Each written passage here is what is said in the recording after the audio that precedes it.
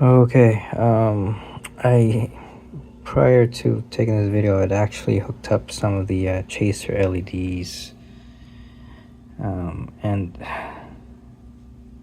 to see how we would look together with the front panels. And fortunately, I did not take a video of it. I was just too excited, and it looked amazing. Everything's fine. Looks like all the connections are fine in terms of soldering wise. So as you can see here, all the negative wires for the chaser LEDs have been inserted.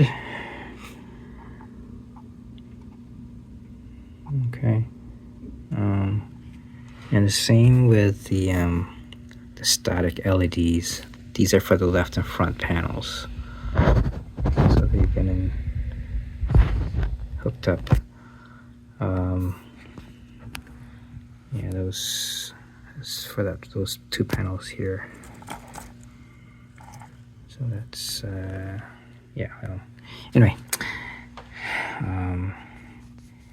and these have already been labeled accordingly.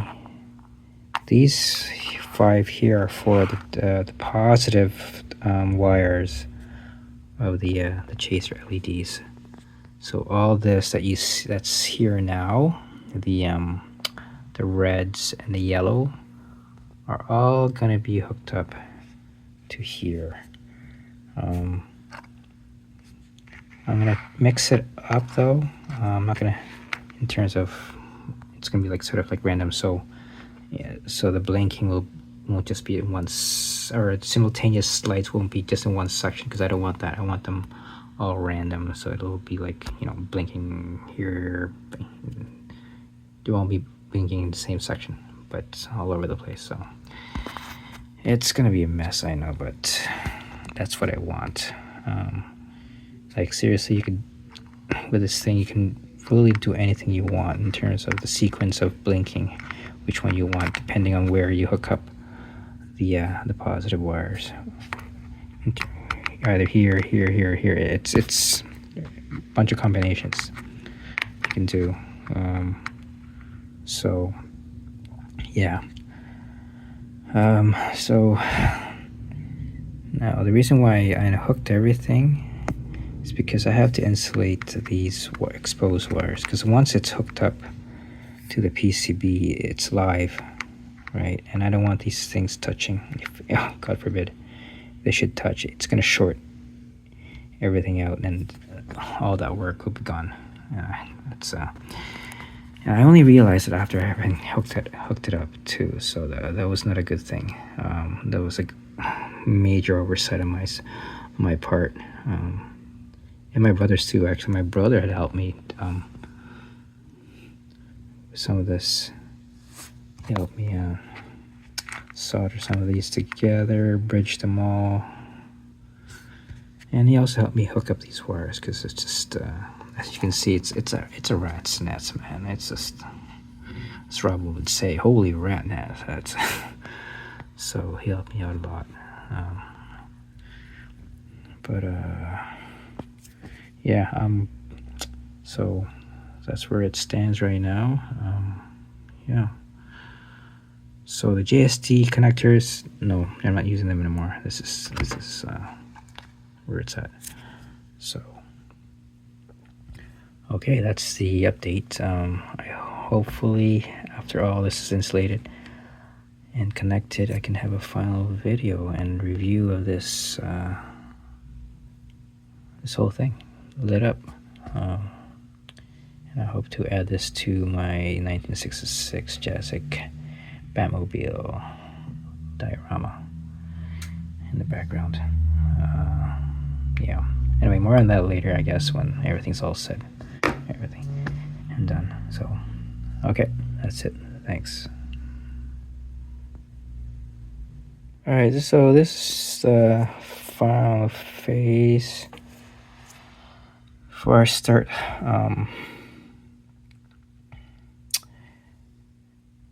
wiring up the positives to these here for the chasers.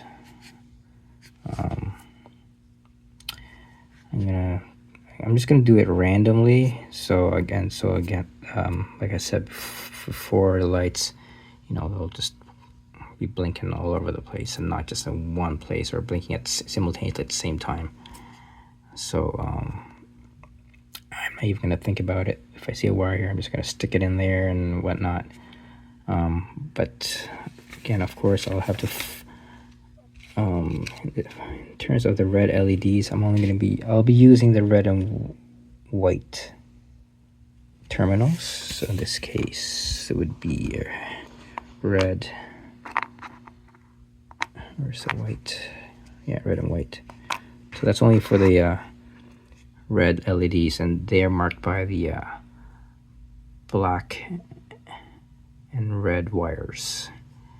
And you can see the yellow and white wires. Those are all connected to the white LEDs. Okay, and those LEDs, the white LEDs, will be connected to the blue and brown terminal blocks. All right, so oh, I'm sorry, there's also green for the prior one. My bad. Red, white, and green. And the last two, the whites, like I said, will be hooked up to the brown and the blue. It's indicated here.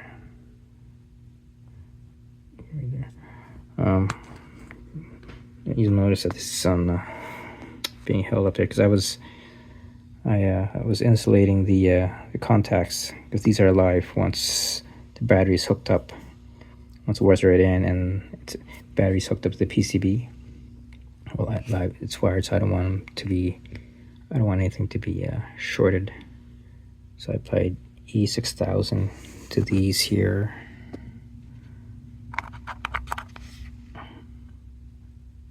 So you can see there. And for those that is already hooked up, it was the best way I could think of is just to use call it insulating tape. It would have been difficult to. I didn't want to take out the wires and put it on this thing and then apply the glue. It's just so this is the next best thing. Right, this is the first ones I did, the ones that are just sticking out, but the ones that are much more cleaner, those are the ones I might probably have to redo. You know, I can just redo those actually. But it's not bad. It is covered. It just looks like it's just sticking out, but it's the wires contacts are covered. So yeah. Anyway, I'll just leave it. Anyway, yeah. So that's what's happening. Once this, all right. Alright, here you go. These are the red LEDs. As far as I can tell, everything's lit. However, it's kind of jittery in that sometimes it works, sometimes it doesn't. I don't know. I've checked the contacts when I tested it and tested those particular ones that are problematic individually. They work. And I don't know, it's weird, man. I hope it stays this way. Right, it does. Here you go. We'll see how it goes with the rest. Yeah, we'll see. Like I said, I had problems with a couple of them. It stopped working after if I inserted. I don't know. It's weird. I don't know how to explain it. But anyway. Here you go. Alright, I'm gonna try and hook up now the white LEDs. Hopefully it all goes well with that.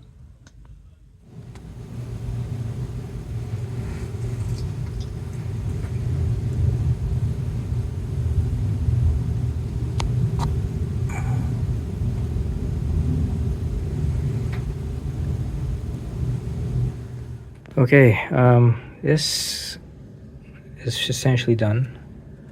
I've rewired green separately So it'll turn on by itself, so it'll be much brighter, because if connected to with the red LEDs, it lights up really dim. It's hard to make it out. You can't even tell it's on. But having isolated it with its own terminal box, it lights up very well. I'm just going to show you quickly. I don't want to remove this thing. I'll explain later, but just give me a second and I'll show you the final results of these things installed. LED lights installed, sorry.